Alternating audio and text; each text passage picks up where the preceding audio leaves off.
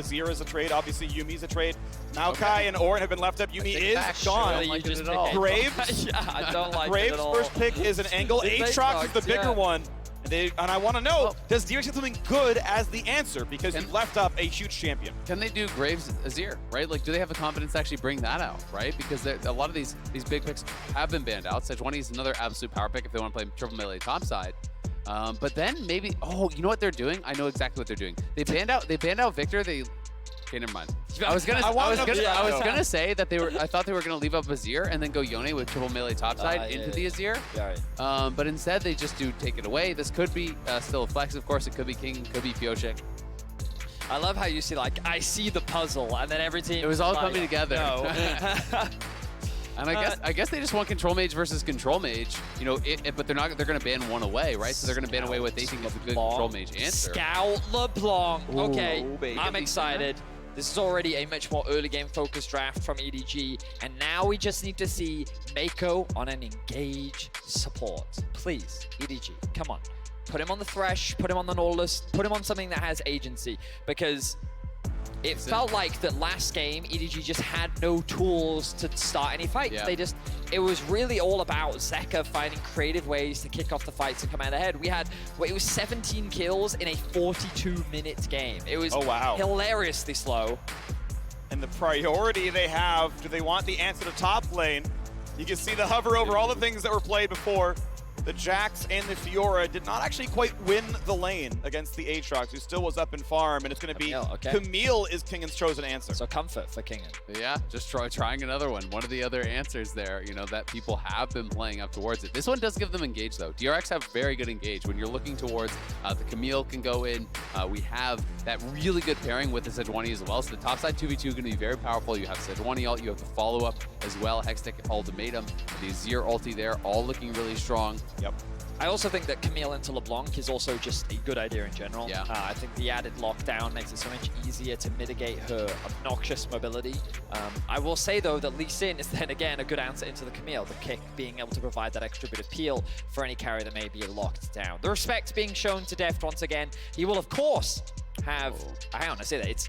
I'm so used to DRX being on the blue side. But it will be DRX that remove the Aphelios from Viper and the Draven this time round. We're now going to be looking at things like Kalista. We're looking at Jinx. We're looking at AShe, all being up and available for Deft to get his hands on. That's interesting. You know, would they bring out the AShe without the Heimer? I'm not sure. You know, maybe they are. I'm trying to think about what they would want to be going towards that they're worried about the Draven for, right?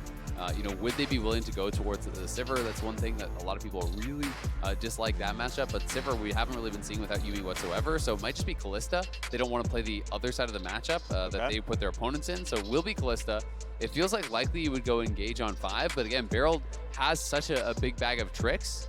This Rock has been banned out, the Heimer's been banned out, but he could still pick an enchanter to try to win lane, something like Renata if that's available. The other option is, of course, going heavily towards engage. I actually really like Varus here, just as a strong laner. This is one of the things that's been tough for EDG, is actually having pressure over the bottom side of the map. Yeah, the Sivir scaled in game 1, but was under his turret the entire time. Varus actually is a solid laner. Someone like Kaisa gets run over. I think Sivir gets run over by Kalista as well, so can actually fight back. Yeah. You can go Tom Kent if you're like, I really care about the Sejuani lockdown, the Camille lockdown, I ult him out of it. There's obviously other enchanter options as well. Like Lulu Varus is playable. He could take the Renata away from Kalista as well. This allows you to play the 2-on-2. You've both got good attack range. You can actually push someone out. It just means that it can be scary if you get dove upon. I feel like the Renata made the most sense for me in terms of an isolated bot lane 2 versus 2. I do have a problem with the fact that once again, EDG's ability to start fights is very limited. They have a couple more options with things like the Varus ultimate, the Renata ultimate, but their actual hard engage start fights is very limited. That's real support, baby. Look at the smile on his face. He's just going over them. Yeah. Oh, it's support. We weren't far off. This is actually really fun. This is something we saw Sven bring out a couple times in NA, has been played around the world a little bit. Very often it's Hail of Blades, and we might actually even see double Hail of Blades if they want to go hyper aggressive for the 2v2. Yeah. And you can get really in the face of your opponent. It becomes very, very difficult to actually take these trades in the early lanes. We had seen it more as an answer to some of the short-range ADs, though. This was picked into Kalista and things like that I have seen. Yeah. So it's interesting to see it actually picked into the Varus here, which is a little bit of a different one. I mean, double AD carry is always going to give you the ability to trade aggressively in the early 2v2. Backs against the wall. And they withheld the pressure, and they won in Game 3. They've got to do it here. They've got to do it in 1 hour's time as well. EDG, the reigning world champions, narrowly lost in the LPL playoffs. 30 seconds until minions spawn. And you can hear the fan support behind them. One of 2 remaining LPL teams, JDG waiting in the other semifinal. EDG hoping to step up to Gen G next weekend, seeing if they can keep that trophy in their own trophy case. Oh, this is cute. I've never actually seen this with Kalista. So he held onto the black spear until they went into lane. BeryL dropped his ward, started his recall, and then he actually channeled the spear on him while he was going back to base. He was able to continue the recall and then had the little death animation once he landed in the base, in the well. That is min-maxing to the extreme. It is, but if you're gonna rush down bot for that lane ward, you can't actually channel the black spear then go down. You'll be way too late. Right. So that's a clever little optimization there from Deft and BeryL. I love stuff like that. Very good spot there, Azael. Now you will see this early vision investment. Wary of an early invade. It's going to be sweeped out by Scout, but also that deep ward on the on the red buff rather, coming out from EDG to identify where Pyosik has started. They see him not starting off on the red buff, which means that he's likely going to be on his blue, pathing up towards the top side of the map. We'll see what JJ does with this information. Again, we talked about this mid-jungle. I love seeing Lee Sin's play through their LeBlanc lane because LeBlanc has so much powerful setup. Her ability to land the chains and the damage from Lee Sin LeBlanc is just so scary to deal with in the early game. And meanwhile, in this bot lane, you can actually see Meiko has the read. Like, this lane is not actually playable. He went Relic Shield as Renata. Normally, you're like, yeah, I'll take the mana. I can fight back. It's like, no. I'm getting poked forever by AShe. I'm just going to last hit, like, 2 minions under the turret. Like, make sure the cannon doesn't get dropped. Like, we're going to be getting a bit of gold here, and BeryL's going to play. Pinter's at the limits. He knows there's no surprising engage tools yet. JJ gets level 3 as he finishes out his left side of the map and goes for an invade path. I believe not spotted by the trinket. You can see it hugs the left-hand wall. Trinket wards will not see over that one. So he is behind, and Zeka doesn't know. He needs to land the chains. Can he do so? Pyosik's around. Yep, there's the hop to a teammate. Sidesteps the slow, and Scout will stay alive. Man, great read from Pyosik, just walking through mid. And he's not going to actually lose any time there because he walks through mid, and then if there's not any gank happening, you just queue over into the Raptor pit, no problem. So smart coverage, and they're getting a bit aggressive here. Will be a nice spear trade. Chain lands, Q lands! Is enough to kill Zeka. He's for a bit of damage, but otherwise still going to live. A flash still forced, though. I love seeing this level of investment in the mid lane. We already talked so much about Lee Sin LeBlanc, and I feel like this is what you have to do. At level 3, you have your chains, you have your dash, you have your Q, you have everything you need as LeBlanc to set up the kill for your Lee Sin, and they've already gotten the flash out from Zeka. This is going to alleviate a lot of pressure. Mid-prio difference, though. Pyosik can't easily stick around. He's got top pressure, but if LeBlanc lands a chain, there's a lot of damage there. Here's the thing, though. If Pyosik gets out, yes, you do lose the scuttle, but this actually delays the recall from Scout a lot. And Zeka now cancels his own recall, so he actually picks up the farm here. He doesn't actually fall behind on tempo. It will be dangerous now as the wave is pushing away from him, but it's going to mean that Zeka will have a better base than he would have otherwise grabbed. Looks like it's still on that 0 stack of his Corrupting Potion. Scout misses 0 XP and gold from the mid push, but you're right. Zeka able to get a better recall, certainly nice. Looks at the chain. Electrocute auto. Chain gonna land. He can't go for any more. This time Zeka finally, I think, will be pushed out. He wants to split into threes. We'll force the TP. Yeah, I was just about to say, the wave is in a really good spot. It's slowly pushing towards Scout. Of course, both mid laners likely just going to TP back into the mid lane off the back of this, but overall, Scout's pretty happy with how the lane is going. Double Scuttle Crab as well for JJ means the early game dominance in favor of EDG, but the early gold in favor of DRX. Yeah, and he just has to be careful until he gets this shoved out. You know, really wants to reset this wave. Pyosik is not covering mid right now, is playing up towards top. But it does mean Zeka could be in trouble if Lee Sin makes another pass at mid lane here. So Flandre playing a bit safely. Has his own flash. He knows that, of course, Camille and Sejuani is plenty of crowd control. Hatching a ward. Don't know if he ever saw it go down. But now with the wave pushing away, needs his Lee Sin. But JJ is on the other side of the map. Chain's going to lead it again. Good trade. I like this one. Jumps in, gets himself a shield. Like, all right, good enough, I guess. But the problem is, mid lane wave still not able to actually be reset. So he gets that trade, and then Scout pulls the wave down. So as the wave comes here, he just basically pulls it over to the side here and creates this freeze. So it's still not unlocked. And what was a slight advantage for Zeka and CS is going to really go Scout's way. I love watching good mid laners play, and we're seeing a really great synergy between the mid and jungle here of EDG. JJ investing the exact right amount of investment in the mid lane to set up Scout to just dominate the laning phase. Props to Zeka, he's still doing very well in the farm department. He's not getting zoned away by really anything, but both mid laners doing their absolute best to try and build up what advantages they can in the 1v1. And the bot lane going pretty well here for DRX. You know, he will pick up the remaining farm here, and he's going to be up about 10, 11 now, right now. But we'll have to see how much they can get done with this AShe, because Meiko and Viper have been playing it very far back. They have been really kind of just conceding a lot of the wave. I think feeling that they can't really scrap, they can't really trade autos at this point in the game, and I do agree with them. But that being said, the Renata is likely to have a lot more value in the later stages of the game, unless they can create what is a very big advantage, I think, in this 2v2. We have Pyosik saying, yep, we got bot pressure. The wave is slow pushing down towards their turret. We have infinite control this one. You're not going to all-in us with a Vamp Scepter, so on he goes to the Drake and feels comfy. Even his mid laner got the first recall off, recalled in front of a cannon wave, able to inherit that one, dropping 1 or 2 CS. Now comes back in and has the mid push, so Mounted Drake picked up at 630. DRX, a lot of control here. Top laners haven't been back to base just yet, but both bot laners on Vamp Scepter. Gonna withstand the poke. Junjia, best he could do is counter jungle a 90 gold Raptor camp. Mountain Drake worth so much more.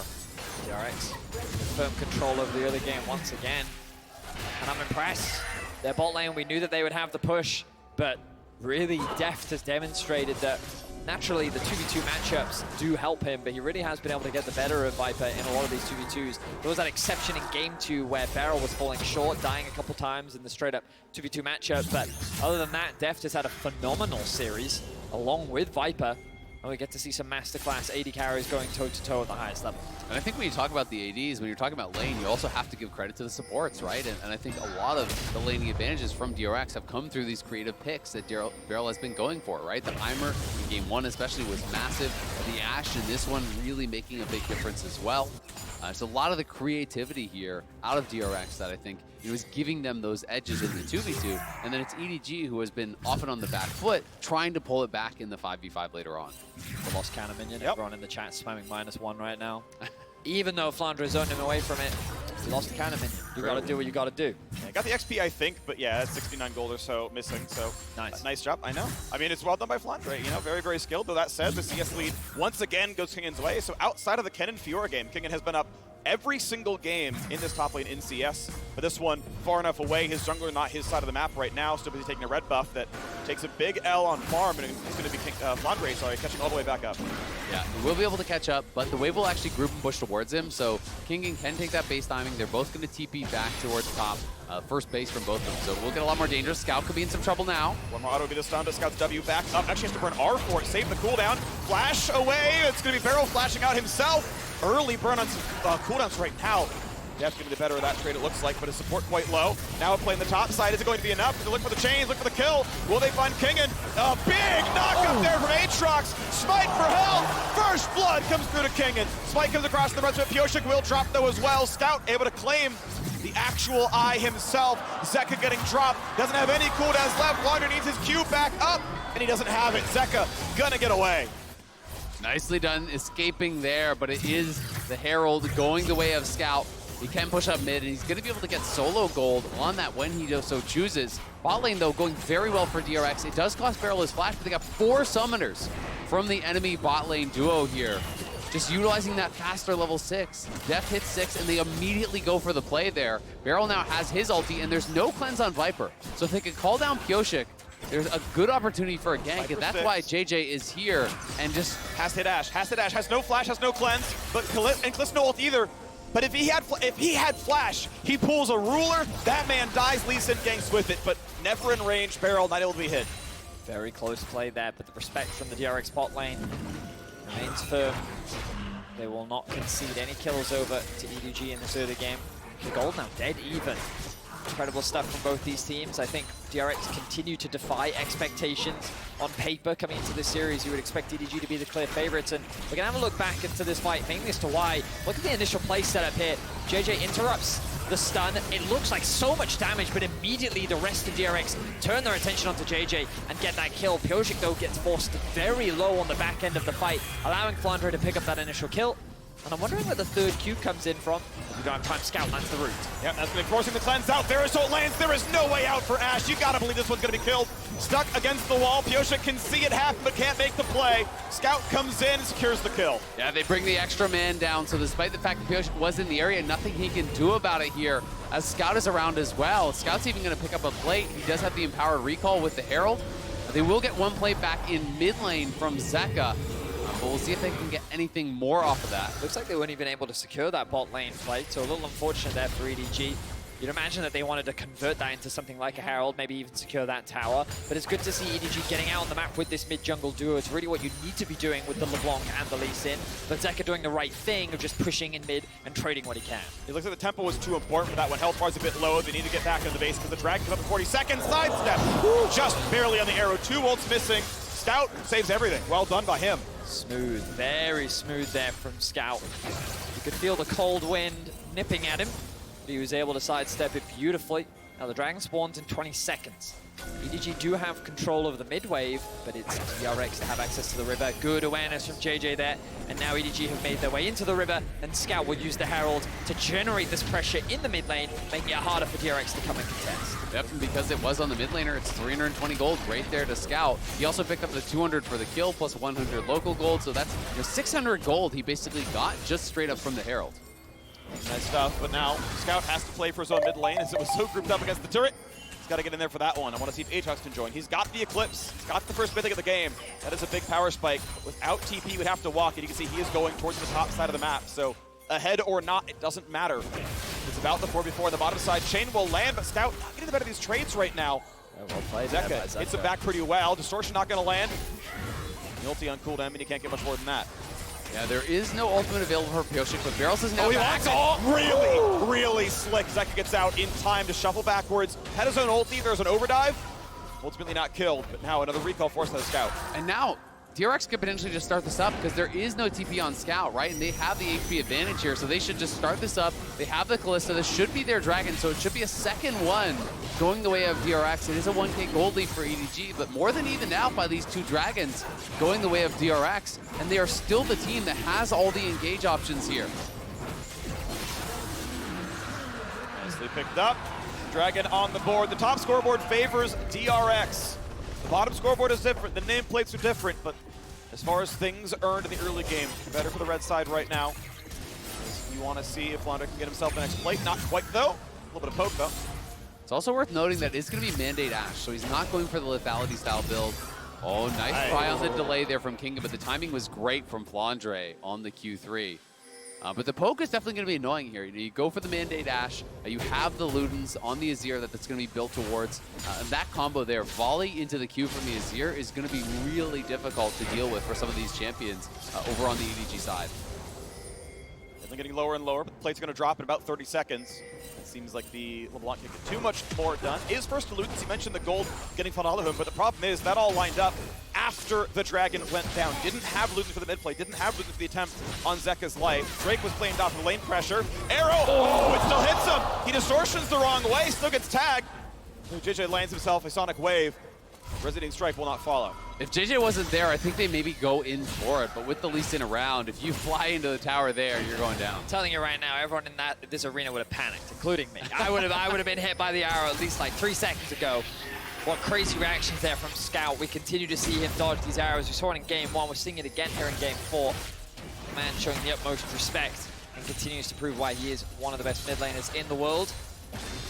Scout on this LeBlanc, a lot of responsibility will fall on his shoulders to be that big poke threat later on into the game, find those picks onto Deft in particular. We'll see if he's able to do it, as EDG slowly but surely continue to build up a small lead. A number of plates went into Scout's back pocket. Does have the Ludens alongside Zeka, just picking that up for himself now. It looks like that EDG making their way towards the top side of the map. I don't think they can get anything onto Kingen though. They're just going to convert this into a Herald.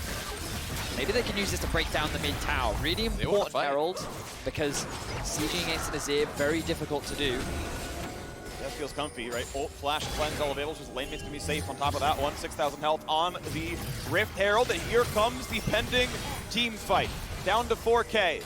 Pyosik wants it at the front line. There's the Agony hit again, and it's going to be a smite. It's going to be ulti out of Junjia, and it just deletes the poor Lee Sin. Renata can't help now, but the re-engage looks good. Kingen quite low. No kill just yet. Zeka flies in, but everyone flashes back away. Re-engage. AShe finds the knockup. Smite claims the Herald, and Zeka's killed off Meiko. Chasing in for Flandre. Next attack would kill, and they'll knock him down. DRX taking the lead here in Game 4. What a fight from DRX, 3 for 0, and the Herald goes their way. The reaction times on both sides were incredible as Zeka swoops in. EDG flashed immediately, multiple ways to get out of there, but it's escorting them into Kingen, into Pyosik, into Deft. We're creating this space. They get the initial first kill, and then watch the Azir as he swoops in here towards Meiko and Viper, but the reaction times are there.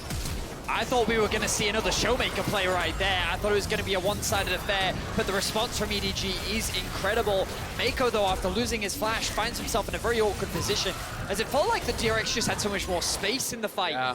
EDG was funneled into like one side of the river and this awkward choke point that they couldn't get through, whereas DRX had the entire river to play through. And Kingen, this man finding the right targets in the fight, coming up clutch on one of his big comfort picks and able to take apart EDG. I mean, that is the power of drafting for engage, and now BeryL up towards top side. They're going to see if they can get an arrow here. He's trying to play in fog, seeing if he can find an angle on towards Scout. They would want him to use his ulti first, but JJ now. Information gained. Q's guesses incorrectly of where AShe might be. I think might have actually seen the hawk shot over his head. Doesn't get it quite right. Wonder if he was actually aiming for the Crux there. Yeah, looked like it. EDG find themselves on the back foot once again. DRX have this tendency of finding these early game leads against EDG. They're not significant. Often they're only a couple hundred gold, maybe even 1,000 gold. And it's EDG finding ways to come back. But when we talk about team fights, you've been talking about it so much, Azael. It feels like DRX are the team that have so many good engages. Arrow sidestepped once again. But it doesn't matter. DRX have control over the mid wave. They have the Herald to create even more pressure. And this should give them access into the Vault River, but they're actually moving away from it. They are hesitant of what Scout can throw out. They will get good damage down on the mid-tier 1. Yeah, they're going to be able to get that. Zeka in some trouble now. We'll have to back it up. The Electrocute at least doesn't proc, but he's chunked down to narrowly above half. Kingen, though, on the top lane, is going to be able to take down that tier 1 tower, and that should be the first of the game, and it's going to be solo gold, so a lot of gold going into Kingen's pockets there. He's already ahead on this Camille, but EDG do have the inside track on the Dragon and would be able to potentially stop the snowball. All right, it's going to burn down 10,000 health from this Drake, and honestly you can see no one's really sitting around to play for it. Kingen is still staying up there, so it's a guaranteed 5-on-4, and it means they know. You can see Scout sees him on the wave, says, okay, cool, I can go back to mid now as well. Dragon will be handed off. Now it's traded for an entire top lane outer turret and a lot on top lane tier 2, and Kingen is still hitting it. Let's have to see exactly how much. Oh, Caught out, rendered. He wants to get a flash over the wall, but doesn't have it available. Deft pushed away enough, but Zeka might try. Doesn't have his own flash, but it could be enough. JJ holding his own kick. And I can't believe Meiko lived. that was really clever, though, from Deft. You know, gets the eyes on it, sees the desynced recalls, gets over the wall, and it is another tower going their way. So yes, they lose the third dragon. They would have loved to be on Soul Point here, but instead they get 2 outer towers. They get a little bit of damage on the top lane tier 2 as well. So it's more gold in the pockets here for DRX, who have now opened up a 2,000 gold lead. Wow, DRX continue to surprise the world after what was an incredibly mixed year from the organization. No one expected them to qualify for the World Championship. No one expected them to finish top of play-ins. No one expected them to finish top of their group. And now here they are pushing EDG once again. Even just going here is winning in Game 5 both times. To go to semis, it'll be winning in Game 5 again for 3 in a row that their series would be to 5 games to make it this far. After Zeka hadn't won a best of 5 in his entire career up until it was time to qualify for Worlds. He's got 2 in a row, looking at his third if he can make it happen. And he's having a great game on the Azir. Yeah. And if DRX can win with him on these control mages, that's when you have to really start getting pretty frightened. Because this was actually a draft. Oh, a scout. We'll have to pull back. This was a draft where both the Akali and the Sylas were banned out first phase by EDG. They're saying, all right, you can't play anything, right? So if you throw down that gauntlet, and Zeka is able to answer, Zeka is able to bring out the Azir here and have an incredible game as he seems to be doing thus far. Then things get harder. Uh-oh. That's a chunk on a barrel. That is a very dead AShe. Burns the arrow. Deft himself as summoners will get away. But a pretty big pick with Baron spawning in 10. Scout is just ruthless. He continues to deal so much damage as he has done. throughout this series. Kingen, wow, continues to do the same on the other side of the map, really winning out on the 1v1. This Camille has come online, and now she is a split push threat that Flandre cannot deal with. Yeah, playing very respectful. You know, could have potentially gone for the all-in there, but with the abilities on cooldown, it would have just been the all damage into some auto attacks. And he wasn't sure that he would have enough damage in the tank to actually finish off Flandre, who had the ulti, who had his abilities ready. So instead, he just takes the tower, pushes him back, and continues to extend that gold lead, which is nearly 2,000 just between the top laners. And that is such a problem because Aatrox does not catch up in this sort of matchup. There is no playing for late. It is going to be down to Flandre's team fighting to try to find something in the cross-map arrow. Ooh, just sidesteps, happen to walk left. But guess what? King is either side. However, JJ is around, and it's going to be a hook shot away to stay alive. 2 minutes into the next dragon spawn. DRX would find their third. EDG would get their second. The early stacking, making EDG not a threat on that objective. And I do like that BeryL's just taking some shots with this arrow, right? Because when you are going for this style of build, you get such heavy CDR. It's only a 50-second cooldown at this point, so about every 2 waves you could fire off an arrow. And as you do get later and later on the game, you're picking up more and more CDR with these standard builds through that mandate path. You can get it down to really, really low marks. So just keep firing it out, look for those opportunities. That's very low cost. It's great that you mentioned BeryL as well, because it's crazy to think that we actually have 2 world champion supports going up against each other, right? And it was actually Meiko that knocked BeryL out of that title last year in the full 5 games in the world final, EDG versus Damwon. BeryL obviously had a very mixed year overall alongside EDG, and both supports trying to prove themselves as world class once again. BeryL with his creativity, Meiko with his consistency. Oh, we'll see if DRX can force EDG into game 5 as the poke continues to come out from EDG. Theoretically could have kicked for that one, but probably was going to be a one-way trip with the Lee Sin. Certainly no guarantee Kalista dies. We tick down 1 minute into the next dragon spawns. EDG got the last one as DRX opted to cross-map instead. Got a turn and a half and a couple of waves for that play, and gold positive, though did lose some dragon pressure. We'll see what the play is next time. 40 seconds now, the timer. And again, Pyosik going towards this Warmox. And I actually think it's so smart against a team that has no real engage, right? What they can look for is poke with Varus, with LeBlanc jumping forward, just trying to poke and prod. So Pyosik can just constantly be the one to face check, be the one to step forward, take this chunk of damage, but they're looking for the engage now. And he saves the cleanse the whole time, knows he's safe with an AShe arrow and is correct about it, so still has that for next time around. We're going to see chains or a berserk. Ult for ult traded, but this is DRX controlling space. They've done such a great job of this throughout the series, just gaining control of EDG's quadrant of the jungle and mitigating and suffocating them from vision. Kingen is looking for the flank. He should be spotted on this ward. He will be. And EDG, do they react to it though? Kingen knows that he's been spotted. The dragon has now been started. EDG looking for a way into the fight. 7,000 health. When we get the ultis coming across, the poke's pretty solid. Flandre is hitting to the front line. A little poke towards Zeka is going to be still okay. 4,000 health. Lee Sin can come in. When does the fight start? Dives on and looks for the kick. Into the wall. Not going to Pyosik. Smited by DRX, and he stays alive. On the other side, we've already seen the kill on Renata Glasc, but it's a 1-for-1. Now 2 as Zeka safely fires to the back. Flandre pushed away. Scout could be the target. He is stunned, and BeryL shoots them from behind. Is it going to be enough, though, as they throw in the clone? Going to be able to stop that with his own passive, and Scout still on the way out. Should be able to survive this one. Turret will fire once, maybe twice. Over the wall comes Pyosik, but can't find his kill either. Wow, DRX are out team fighting EDG, and they're doing it in convincing fashion. The TP now comes in from DRX. A quick slow, needs one more auto, and he can find the stun, he will get it. Here's the rest, flash volley. It's a flash to safety. Viper chunked again. Man, the slows are so oppressive from DRX. It took so long for EDG to be able to disengage from that fight with the non-stop volleys, with the AShe arrow coming through, with all of these tools that they're utilizing. Some great micro with the clone, though, from Scout to actually block BeryL coming back in with that Kalista ultimate. Really smart stuff from him to stay alive and avoid complete disaster. But it is DRX on soul point now here, and Hextech soul to boot. It's going to be easy for them to apply that constant little poke and prod with damage. Sees BeryL, no reinforcements though. Meiko is around, but not enough. Red fight for a bit, but now's the stun. He ward house and there's nothing else left. He might try to find a kick. He is stunned, but tanky. Merc treads, Gore Drinker stays alive. Death Stance halfway there. JJ just looking for a pick. He almost saw one onto BeryL and will get the heal out from him, but it will result in much more. JJ will be able to get to safety of the assistance of Meiko. DRX, they're the ones in control of game 4. After we thought that mental would be broken after game 2, They've come in and they've shown EDG a plethora of different styles and a confident draft here in Game 4. They're now looking for Scout. No ult. W's going to be enough, though. He's going to be clearly out of range.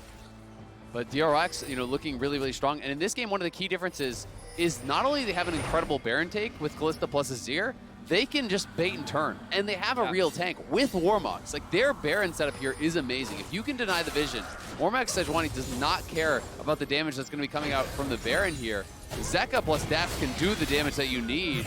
But Kingen. Okay, the play towards Kingen. Ults to ignore it when he can, but kicked right back out. Hookshot gets a lot of space, but will it be enough? Other side of the map, of course, is 4 versus 3.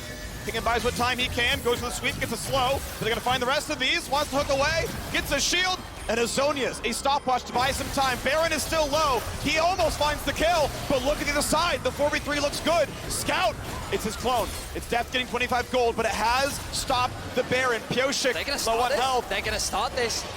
Oh, they're going to choose to disengage. JJ's in bot lane. Yeah, they know they can't away. kill this. I thought that JJ might just make a beeline up towards the Baron, but he decided no. They will trade the TP in order to stop this Baron, and they will get a kill onto Kingen. But overall, not a significant change in the overall game state. Yeah, it is just that one kill. One thing that can mean a lot for these team fights, though, is no stopwatch now for Kingen. He's very far from a GA, so that stopwatch critical in allowing Camille to try to just dive into the backline, one-shot someone like Viper with the ultimate. Now going to be a one-way trip if he does look for it. JJ will be spotted, but should be fine. As you can see, Zeka not going to continue to chase. So it's just back towards the dragon stacking here, I think, for DRX. They've got to continue to set up vision in this area and look to get ready for that. It's going to be about a minute and a half, so complete as many items as possible. You can see most of the carries here have their 2 cores now. Difficulty is on the EDG side. Tell me a champion who is known for team fighting on the EDG side. Lee Sin, if you really skill gap. Aatrox. Aatrox in exactly 2 Renata. times ever. Like they're okay at it, but you look at like, here's Azir and the Camille sitting at the dive, and Sejuani to frontline, and it's like, wow, it is so much easier to play DRX's side of the dragon stacking. I agree. It's very, very difficult, So EDG is going to have to get some vision control here around this dragon to make sure that their opponents are coming into them. Because if you can be playing from fog, all of a sudden the LeBlanc, the Lee Sin, champions like this become way more threatening. True. And also, Phreak, do you know why EDG are the reigning world champions? Why? Because they are very good at team fighting. And while on paper, their comp doesn't look the strongest, I'm always impressed with what these individuals are capable of. And it's one of those things where often you have to take the nameplates off, but with EDG, you have to keep them on because these are some of the most talented players in the world. And we'll see if they can get the better of DRX, because right now, they're in firm control. They have a 2k gold lead. They're looking to push in mid. Zeka will throw up the tower. Scout wants to find some poke. Of course, Deft has his own bit of lifesteal, though that wave's going to get cut by the Azir turret, so doesn't have access to it right now. Scout still wants to find his own bit of poke. 15 seconds to Drake. It would be soul for DRX. EDG, it's a consolation prize. It's slowing the game down for 5 more minutes. Trying to find their way back in, though, but Zeka's Azir, still a heavy team fighter. And it gets awkward because now Kingen can just go towards the tier 2 mid. EDG have got to decide. Do you just straight up go for the dragon? They will. They're going to leash it on spawn here, but here comes the arrow. Just sidestepped. Meiko could have been dead. Scout. Out flash. Team fight coming soon. Pyosik could walk forward. It would be Dragon Soul if he claims it. Gonna jump in. 2k health. Trying to find the fight. Picked up at 11 HP by Junjia. In the backside is Azir rooted out of place and stuck away. They're all running. Does Scout find his kill? He dives in and he shuts down the mid laner. Scout will find the pick and they're looking for more. Deft is on a sliver of HP. A lot of damage to the backside, more and more poke coming across Flandre, nearly dead, just a death's dance, running him down. Over the wall they go, JJ barely stays alive. Scout needs his ulti back in 10 seconds. WRQ would kill Deft. Flash in, there's the E, but it's not enough just yet. Ludens gets the kill, they get the other one. The bot lane is dead, and it might be time to look for Baron. And EDG prove once again why they are a phenomenal team fighting team. The positioning, the execution, everything comes together as they secure the dragon, and they will take down DRX in the fight. Oh, Viper's left alone. And that was a fog guess, I'm pretty sure. TP coming, though. But he's far away. Another Viper's come back. TP. It's a 2v2, but will it be enough? Zeka has everything. Can Scout make it happen? The first arrow misses. King goes in for the stun. Cleanse, but ult makes it happen. There's the shutdown. He still kills one, but a 2-for-1 in favor of DRX. A critical kill back there from Scout, but what a great play from Kingen. realizing that the recalls could be disjointed there, finds Viper, gets his summoners, and gets the kill off him. And now, I think DRX should try to threaten the Baron potentially here. Will they actually have the confidence to go over for it? You have Kalista plus Smite plus Azir. JJ does take the scuttle. Wait. His Smite's down for a long time, what though. is the cooldown He used it to break the shot. It's like 40 seconds plus. I mean, now, that's not a guaranteed inflation 45 known. seconds. They don't know, though. They don't know that he doesn't have another charge of it. They can't know for sure, but even still, though, EDG have no damage. There is no threat on this team. Renata, Lee, Aatrox are not going to win that fight. DRX know it, and they know off of heroics from Kingen. Heroics to dive into a fog of war brush, get a 2v1, they kill both carries and secure Baron. That is massive. One of the critical things there was the fact that Scout TP'd bot destroying that play, right? So even when he respawns, there's no way he can actually get back and try to contest at that Baron. So DRX make the right call here. They find the window to get the kills. They find the window to take the Baron. Okay, not gonna land. Look at Zeka now, 2, 1, and 5, level 16. Very close to that third item. Let's have a look back at this fight where it starts. Oh, he sidestepped that? Wow. Viper able to get away with his life. Pyosik forced into the pit.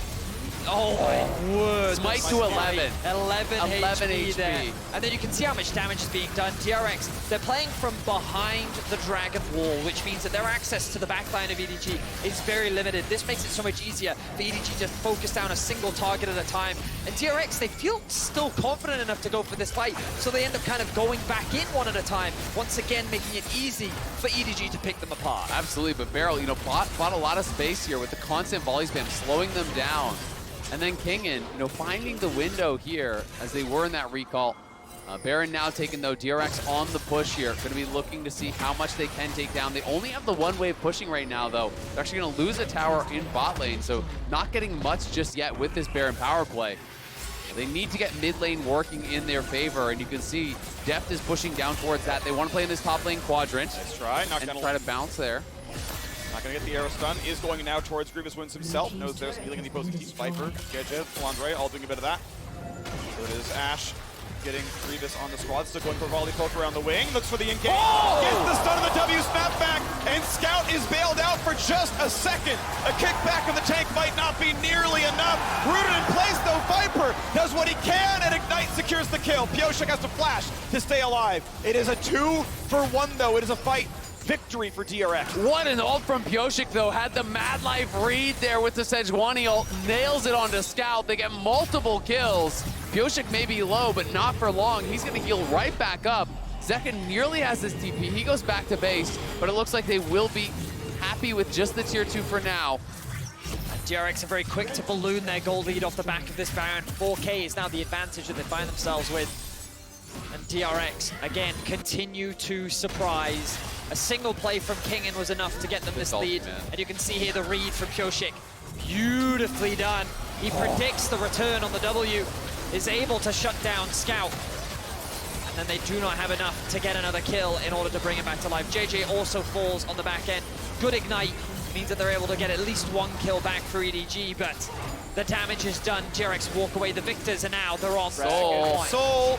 Now, almost every smite has gone the way of Jeje. Is it going to happen now again? Pyosik at the front line, 3K health, dives in, claims the soul, but on the backside, Scout nearly picks off an 80 carry, but the health bar is getting so low. Scout, that is his clone. The clone drops. The jungler, though, does as well. 1-0 DRX. BeryL still holding the front line, but not a big damage threat. 1-0 on a soul is plenty good enough. DRX happy with this fight already. And DRX, they walk away with 5 members alive and the soul. They're even able to get the kill onto JJ, so they feel confident enough to TP back in and look for the fight. Zeka has ulti, no flash, but is it enough? Gets a slow, gets a whole hell of a lot done. Berserk buys some time, flash in for the Q. Viper and Scout combine for the shutdown. Pyosik barely lives. Scout needs the rest. Able to get away from the arrow. BeryL on cooldown now. Oh, it's so close, back and forth there.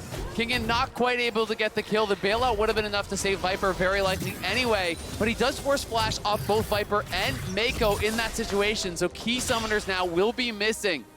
And we'll see if they can take advantage of that, but So much pressure at this point in the game on both sides. You feel like that this is DRX's game to lose at this point, though. You can see a very close smite fight once again between the two junglers. Not quite enough damage. Looks like Lee Sin's smite wasn't even up for that exchange, allowing Pyosik to secure it. And at the back of this fight, Scout doing what he can with his clone to bait, but JJ got locked down with a single target CC, whereas EDG didn't quite have enough damage onto the backline of DRX to secure any trade kills. Kingen then sees a window here, saying we can actually commit to this fight, we're healthy enough, sidesteps the handshake from Meiko, Pyosik dies onto Scout, and then Kingen just overcommits as Zeka can't get close enough to deal the damage. Yeah, Kingen flashing forward there with the Q3, trying to get, oh my god, Yeah. inside his model. Yeah, the hitbox is like midway through the arrow on Yeah. that one. Has been for like ever. Yeah. Maybe we'll change it one day, who knows. Yeah, not quite able to land there, but geez, that was really close. That would have been Scout going down very likely as well. Even more CDR now picked up, and BeryL has hit rank 2 on the ulti. So the cooldown on the arrow now, 36 seconds. So he can fire that out basically every wave. Just continue fishing for this. It's going to have the hawkshot up quite often as well here, which is going to give them the information advantage. They do have Soul in pocket, plus a 4,000 gold lead, so you can say it's about 8. Yeah. Or thereabouts. Oh, bit of a slow. Pyosik going to be rooted in place. They catch JJ. It's not going to be enough for the kill. The ward hops away, but Scout has nowhere to go. Knocked up by AShe and shut down by Deft. Thank you very much for the double kill. Both solo lanes are down. Berserk going to mean a whole lot of nothing. That is such a big pick. Scout, one of the biggest carries of EDG, is shut down, and DRX, they continue to turn heads. They continue to surprise the world as they're looking to bring the reigning world champions to Game 5. And they're looking for the play at Baron. Zeka on the way back over, and DRX going to grow this gold lead farther and farther and farther ahead. You can see there is no chance to play for it. Your consolation prize is a red buff. The Kingen might allow you to kill. Meiko spots him with a ward. Arrow's going to go wide. He's on the way out. I don't think there's anybody to chase him down here. I think for EDG now, your last hope has got to be a play for Elder. The great equalizer in League of Legends is that. Scout, though, in trouble here. The arrow connects onto JJ. The stuns are there, but Scout just doesn't have his ulti up, doesn't have his W available, can't actually create enough space. They pull in BeryL, and BeryL holds the Kalista ult until after he uses the distortion to follow after him to ensure that he can't get away. It's just beautiful stuff from the DRX bot lane there.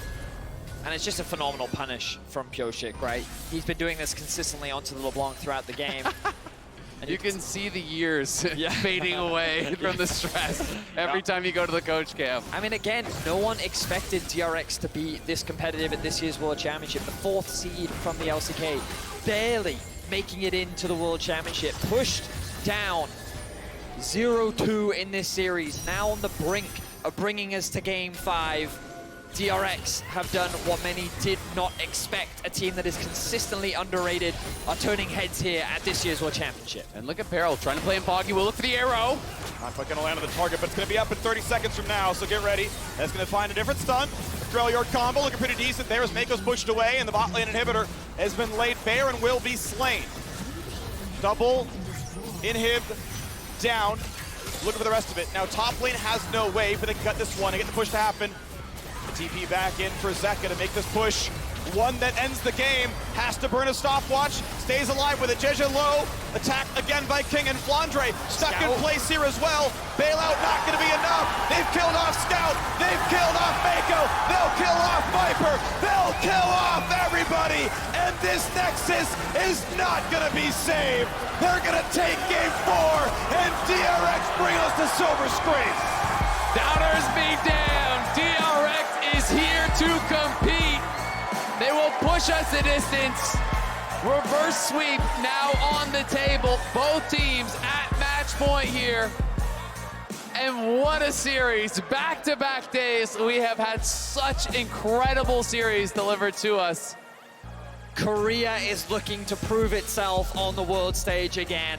And I feel like, I say prove it, it's already done it, right? The fact that yesterday went the 4-5 games, T1's dominance, and now we have DRX, the 4th seed from the LTK, pushing EDG all the way in a series that no one expected them to do so. What a phenomenal performance from DRX. And it was a quarter second away from being 3-1 and over already. That Yeah. Nexus barely lived in Game 2. And we have Game 5 coming soon. I cannot wait for that one. So check out EDG's pick, Burn It All Down.